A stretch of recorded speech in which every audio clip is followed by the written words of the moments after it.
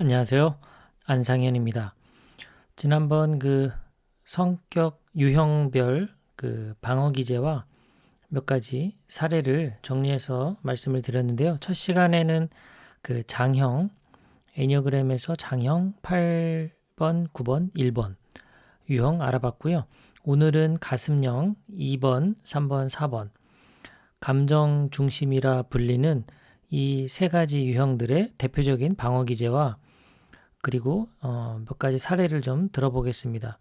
우선 방어 기제 다시 한번 정리를 해보면 자아가 위협을 받으면 자신을 속이거나 상황을 다르게 해석하는 자기를 보호하기 위한 심리 의식이다. 이렇게 생각하면 될 것 같아요.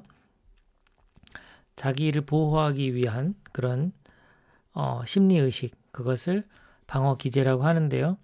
자기가 이제 위협을 받는다라는 것을 예를 들자면 수용하기 힘든 어떤 상처, 결핍감, 또는 이게 나의 것이라고 받아들이기 어려운 그런 것, 뭐 단점이라고 볼 수도 있겠죠. 결점, 단점, 뭐 이런 거. 사람마다 받아들이기 힘든 게 다 다르죠. 애니어그램에서도 보면 뭐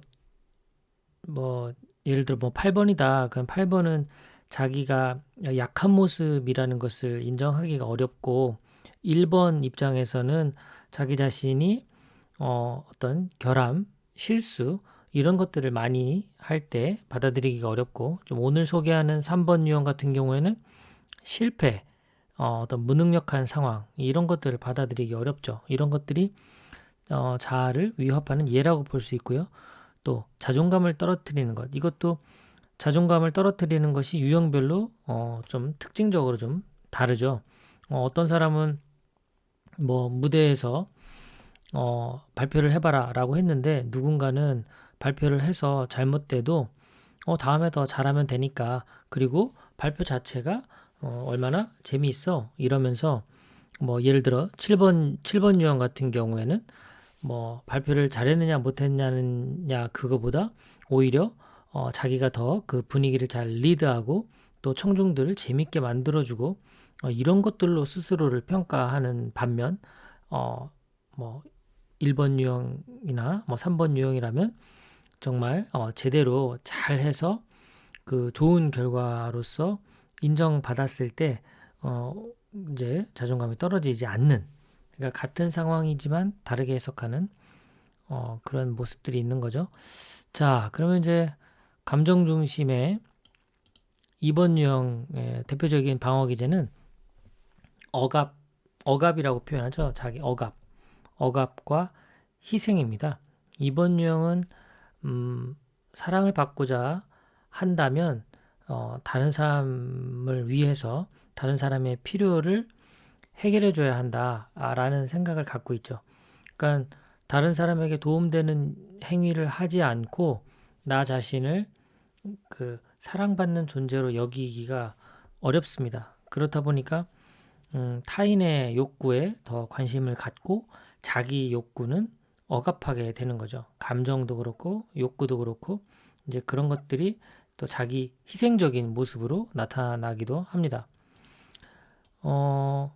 2번 유형분들 보면 뭐 이렇게 직원들끼리 식사를 가거나 가족들끼리 식사를 가거나 하면 뭐 먹을래라고 이제 묻는 사람들이에요. 대개 2번 유형이 다른 사람들에게 뭐 먹을래라고 물어요. 자기가 먹고 싶은 걸 이야기하는 경우는 별로 없고 자기가 먼저 대개가 먼저 물어요. 뭐 팀장님 뭐 드실래요? 아빠 뭐 먹을래? 뭐 이렇게. 그래서 가족들이 고르는 그 메뉴에 따라서 자기 메뉴를 고르죠. 더 심하게는 이런 분도 있어요. 2번 유형 중에는 먹고 싶지 않지만 만약에 중국집을 갔는데 네 사람이 메뉴를 시키는데 세 사람이 짜장면을 시키고 나는 짬뽕을 먹고 싶었어. 그런데도 불구하고 짬뽕을 포기하고 그 세 사람이 먹는 짜장면을 선택하기도 해요. 왜 그러냐 했더니 자기만 이렇게 또 튀면 또 이기적으로 보일까 봐, 그리고 또 일하는 직원들이 얼마나 불편하겠냐. 차라리 메뉴를 통일시켜 주면 일하는 그 주방에서도 일하기가 편하지 않겠어? 이제 이렇게 이야기를 해요. 정말 자기가 먹고 싶은 거를 선택하는 그 유형들 입장에서는 도저히 이해할 수 없는 그 상황이죠. 그리고 자기가 돈을 벌고 자기가 번 돈으로 쇼핑을 하는데도요, 죄책감을 느껴요.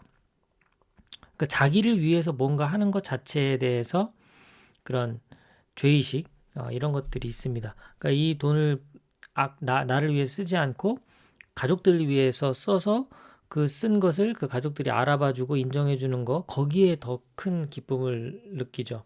나를 위해서 쓴 경우보다. 그리고 전단지 이런 경우 이제 길에서 전단지를 나눠주는데 사실 별로 받고 싶지 않아요. 그런데도 2번 유형 같은 경우에 그냥 지나치지 못하는 경우가 참 많습니다. 이제 그럴 때도 이제 뭔가 이기적인 사람으로 비칠까봐, 그래서 자기의 어떤 음, 그 다른 사람, 타인의 필요를 채워주려고 하는 그 욕구 때문에 나타나는 거죠. 그리고 이제 뭐 50대 그런 주부분 중에서 상담하다 보면 그 젊어서 자기만 대학을 안 갔어요. 딸이 뭐 대여섯 되는 그런 집에 보면 마지인 자기만 대학을 못 가고 나머지 동생들은 다 대학을 갔는데 이제 형제들 뒷바라지 하느라고 자기는 결혼도 못 하고 나이들은 혼자 살고 있는 거죠. 그런데 이제 혼자 살고 있는 자기 자신에 대해서 다른 형제들이 관심을 갖지 않아요. 이제 그들은 그들의 가족을 위해서 또 삶을 살아야 되니까요. 이럴 때 되게 과거가 후회스럽기도 하고 억울하기도 하고 이제 이런 얘기를 하죠. 스스로 자기 욕구에 대해서 억압하고 그리고 늘 그 희생적인 그런 삶을 살았던 그것 때문에 나타나는 겁니다. 이게 이제 2번 유형의 대표적인 방어 기제인 억압과 희생이에요. 3번 유형은 어떠냐? 같은 가슴형이지만 완전 달라요. 대표적인 방어 기제는 동일시예요. 동일시. 그게 이제 허영으로도 드러나거든요. 자, 3번 유형 같은 경우에는 자, 이제 약속 시간이 다 됐는데 늦었는데도 마음에 드 이제 그 모임에 가기에 적합하지 않은 옷이면요, 다시 집에 들어와서 옷을 갈아입고 나가요. 마음에 드는 옷을 입을 때까지 이렇게 차려입고 외출하는, 다른 사람들이 자기의 이미지를 어떻게 바라볼까, 그것이 중요하기 때문에 그렇죠. 그리고 이제 20, 30대 분들, 3번 유형들 보면 그 월급도 많지 않은데도 항상 저렴한 데서 뭐 아울렛이나 이런 데 매장에서 살 수도 있는데 항상 백화점에 가서 옷이나 가방을 구입하는 경우가 많아요. 그리고 이제 친구들 모임에서도 보면 이제 만약에 동창생들 모임이 있다 그러면 전혀 관심이 없다가 어느 날 그 동창생 모임에 뭐 좀 소위 잘 나가는 그런 직장 뭐 직업을 가진 그런 친구들이 나온다더라 그러면 또 이렇게 관심 갖고 나가기도 하고 그럽니다. 내가 만나는 사람, 동일시라는 건 그러니까 말하자면 명품 백이 나 자신의 가치를 높인다고 생각하는 거죠.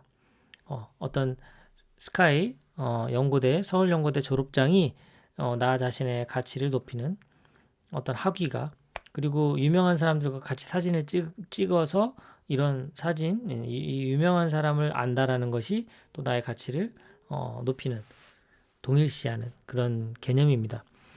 새들어 살지만 차는 늘 고급스러운 차를 끌고요. 그리고 골프장에도 잘 못 가면서 항상 그 사무실 한 곳에 그 골프채를 눈에 잘 띄는 곳에 두기도 하는 뭐 이런 것들이 이제 허영이면서 또 이런 명품과의 동일시 이렇게 되는 거고요.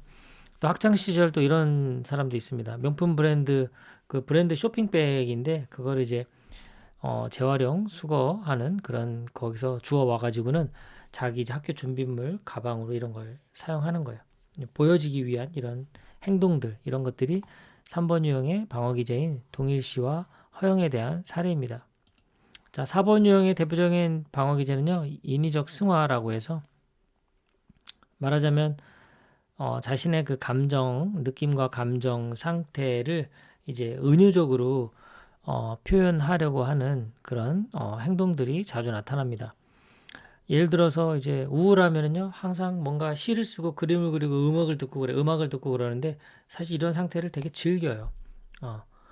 어, 말하자면 자신의 그런 그 우울한 감정에 그런 거를 또 스스로가 이렇게 제대로 느끼고 거기에 빠져 있는 그 상태가 어찌 보면 되게 자기 자신에게 정직한 어떤 진정성 있는 그런 태도라고 보기도 하죠.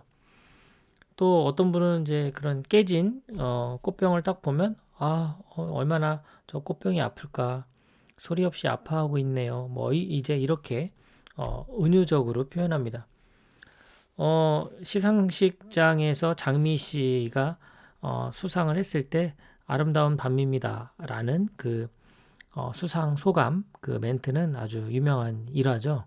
이제 자신의 그런 기쁜 마음을 아름다운 밤에 비유적으로 표현을 하는 이런 식입니다. 이제 고 앙드레 김 선생님 같은 경우 30년 동안 흰 옷을 늘 입었는데 이것은 바로 자신의 그 순수와 순결 이런 어떤 이미지를 이제 그 비유적으로 옷을 통해 표현하신 거죠. 그리고 영화 속 어떤 살인 장면 이런 것들이 너무 이제 자기 것처럼 공감 능력이 이제 뛰어나다 보니까 사실적으로 느껴지면서 이게 쉽게 잘 잊혀지지 않는 거예요. 그 영화를 보고 나서는 한동안 이제 이런 그 어려움을 호소하기도 하는 그런 겁니다. 자, 오늘 성격 유형별 방어 기제인데요. 지난 시간 장형에 이어서 오늘 감정 중심 가슴형의 2번, 3번, 4번 유형의 방어 기제와 사례 몇 가지를 정리해 봤는데요. 2번 유형은 억압과 희생 이런 어떤 심리적인 의식 상태를 방어 기제로 자주 쓴다면 2번 유형일 가능성이 있고요. 그 다음에 동일시와 허영이라는 방어 기제를 사용하는 그런 경우 3번 유형이라고 볼 수도 있겠고, 그리고 뭔가 이렇게 인위적인 승화 이런 어떤 방어 기제를 자주 편다면 4번 유형의 어떤 특징이 아닐까 이렇게 생각이 됩니다. 다음 시간에는 그 사고 중심인 머리형의 5번, 6번, 7번 유형의 방어 기제와 사례를 정리해 보도록 하겠습니다. 오늘도 끝까지 또 경청해 주셔서 고맙습니다. 편안한 하루 되십시오.